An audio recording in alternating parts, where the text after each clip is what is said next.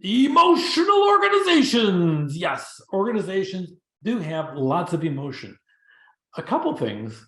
We'll talk more about decision making later on. Decisions should be made by the mind, not by the emotions.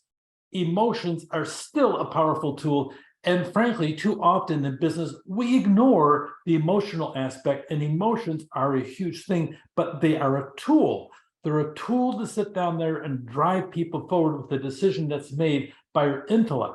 We make the decision as to what's right for the organization, and then we go back and we kick in that passion, that fire that we have in ourselves and in others, and we sit down there and use that emotion to help push us forward as an organization. So an emotional organization, yeah, we have that, but the reality is use those emotions. Don't ignore them, don't try to hide them, but make certain that they're in the right place when we go through and decide things and we move forward as a system. The psychological, behavioral, and physiological readiness, we are always ready to use our emotions. Some days more than others. Someday it just depends as to what your own physiology is like. Mondays could be a fabulous day for you, or could really be a bad one based upon the fact how your weekend went.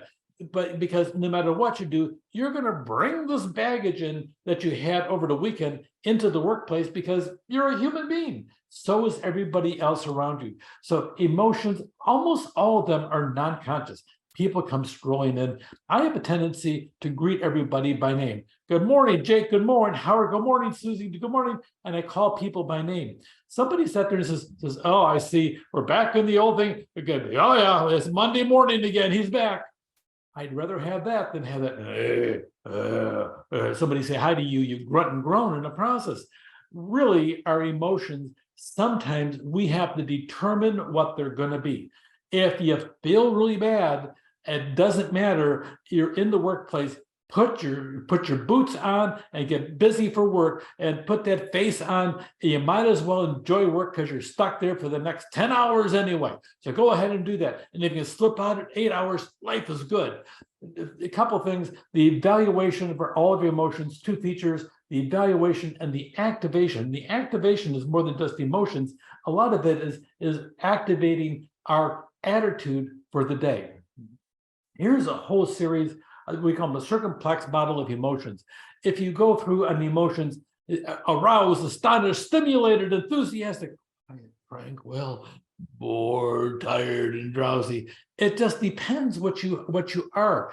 A lot of it is our physiology makeup, how our personalities make up. That's why when we talk about the aspect of personality, that really does play a positive role. I have a relative, and he would, his best smile looked like it was a sad face because he had a straight line, and he can only go from a straight line on his lips down to a frown. He never was able to bring up the corners of his mouth.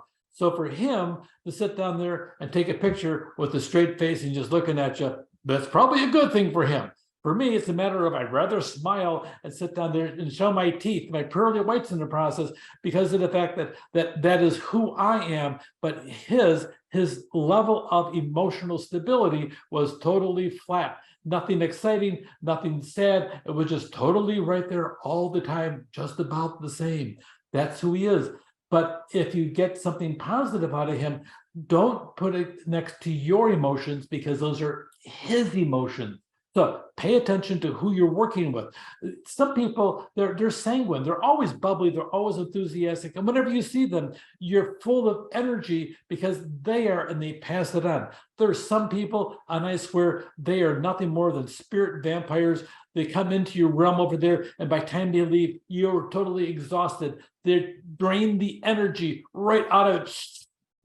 And you're stuck with what's left of your empty shell because they stole all your energy and they're walking down the hallway with it. Oh my gosh, they're energy vampires. So you have all those kind of different things, from those that leave you bubbly, enthusiastic, a spring in your step, to those that just drain you nonstop and you're nothing but a gray shell of yourself. So attitudes versus emotions.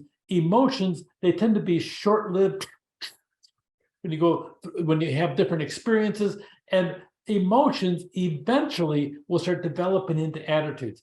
If you walk into somebody's office and out of 10 times, 8 of them, the person snapped at you, you're going to expect that person to sit down there and snap at you last time. So why would you want to go in there? I don't want to go hear her. She's always like that. She's always a grump. I don't want to put up with that. If I do my job, but I don't want to be around her because I don't want my head bitten off next time I walk into that office. Well, that's an attitude, but the attitude was developed by a whole series of emotions of being put down, being insulted, being harbored upon, saying, you're bothering me, or the attitude. And sometimes people don't even have to say anything. They can just give you the look in the process. All that is real. All of that happens, but emotions, a series of emotions, will start build up into an attitude that you might have. Here's an example of that: the beliefs and the feelings, and the intention. They're all part of that attitude. You start perceiving things around you in the process. So you're looking at all these emotions, and you keep on getting the same type of vibe. You're going to start developing the beliefs and the feelings that all lead towards that attitude. The beliefs and feeling contingencies. Two people can have the same belief, but different balances or levels of that belief.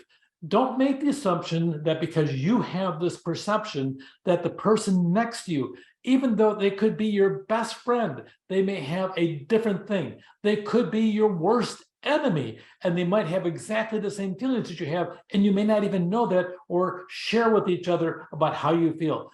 Two people can have the same feelings but form different behavioral intentions based upon the experience. Well, I'm sick of this. I'm going to leave this company as soon as I have the opportunity. I'm sick of this, but I'm going to go through. I'm going to make a difference. I'm going to make this company different. I can do this. Same situation, two different ways of dealing with it. Two people can have the same intentions, but different situation, but enables only one to act this way politically, and the other one to act with a higher level of work intensity. It just depends as to how that person frames things and what their intentions are in the process. Emotional markers, we attach them to incoming sensory information. Ding, ding, ding. Okay, here we have anger, anger, anger. It's frustrating. More work, more work. Sometimes you just avoid seeing some people because every time you see them, you end up with more work. One political strategy is every time somebody comes in your office to complain, give them something else to do. Okay, that way they'll stop complaining and stop coming around. Pretty common tactic, but that's pretty effective as well, because that person that gave the assignments, they don't want to be bothered by the mundane concerns by the person that brought to them. Feelings and beliefs, they're really influenced by a whole series of emotional episodes, and that really leads to a long-term attitude, especially in our cognitive thinking. We listen in our emotions, we pay attention, and because of those emotions are there, okay, we cannot turn off the emotions and pretend those things didn't happen. We start having an attitude, and that attitude turns towards behavior over here as well. Emotions can also directly affect the behavior, and they can be influenced by personality. There are some people that no matter what happens, you can't faze them because they're determined they're going to be happy, and they just are, and they're fun to be around. But there's also people that are determined to always be depressed and sad and see the worst things in life, and you're not going to change that probably either. We really want to have a positive emotion workplace, and it seems like everybody gets along, and we'll talk about that later on in the aspect of how attitude can affect job performance. But emotions can affect your work performance, okay, the attitudes, because they build an attitude long-term, and the situation affect people differently based upon their personality and their perspective. Okay, emotions are immediate response, but can build into attitudes. So pay attention to the emotions. Don't turn them off. Don't shut them off in a closet, because they're real to the people that have them, and emotions will eventually lead to attitudes. Take care.